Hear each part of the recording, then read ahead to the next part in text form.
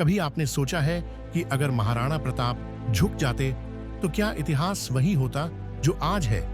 क्या मेवाड़ की मिट्टी में वही शौर्य होता? क्या चेतक नामक घोड़ा सिर्फ एक जानवर कहलाता? शायद नहीं। लेकिन क्या आप जानते हैं कि उस युद्ध के पीछे एक ऐसा राज छिपा था जो आज तक स्कूल की किताबों में नहीं पढ़ाया गया? ये कहानी शुरू होती है कुंभलगढ़ के उस किले से, जहां एक बच्चे की किलकारियों के साथ इतिहास ने करवट ली थी। उस बच्चे को नहीं पता था कि आगे चलकर वो अपने ही देश के सबसे ताकतवर सम्राट के खिलाफ तलवार उठाएगा। लेकिन शायद नियति को यही मंजूर था। उसका नाम था प्रताप, जिसे आज दुनिया महाराणा प्रताप के नाम से जानती है। बचपन में तलवार से खेलना उसका शौक नहीं था, उसकी आदत थी। और कहते हैं ना, जिसकी रगों में राजपुताना खून दौड़ता हो वो सर झुकाना तो जानता ही नहीं।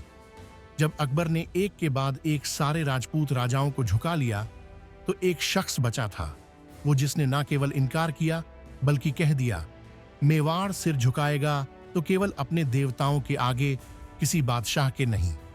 और फिर आई वो तारीख जिसने इतिहास को हमेशा के लिए बदल दिया। 18 जून 1576, हल्दी घाटी की वो सुबह, जब पहाड़ियों के पीछे सूरज छिपा नहीं बल्कि तलवारों की चमक से डर गया था। कहते हैं उस दिन अकबर की सेना 4 गुना बड़ी थी, लेकिन जोश, जज्बा और जुनून सिर्फ एक तरफ था, महाराणा प्रताप की तरफ। युद्ध हुआ, लेकिन नतीजा? इतिहासकार आज भी इस पर बहस करते हैं। कोई कहता है प्रताप हार गए, कोई कहता है जीत गए। लेकिन जो सच है वो शब्दों में नहीं, जंगलों की धूल में लिखा गया था। क्योंकि उस दिन के बाद प्रताप ने रजवाड़ों के सिंहासन नहीं, झाड़ियों की छांव को अपनाया। राजसी भोजन नहीं, घास की रोटियां खाईं।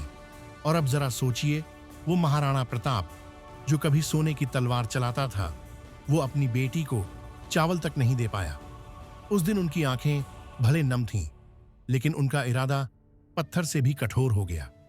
यहीं से शुरू हुई वो यात्रा जो किसी इतिहास की किताब में पूरी नहीं मिलती। जंगल, पहाड़, भीलों की मदद और एक बार फिर तैयार होती हुई वो सेना जिसने अकबर की सल्तनत की नींव तक हिला दी।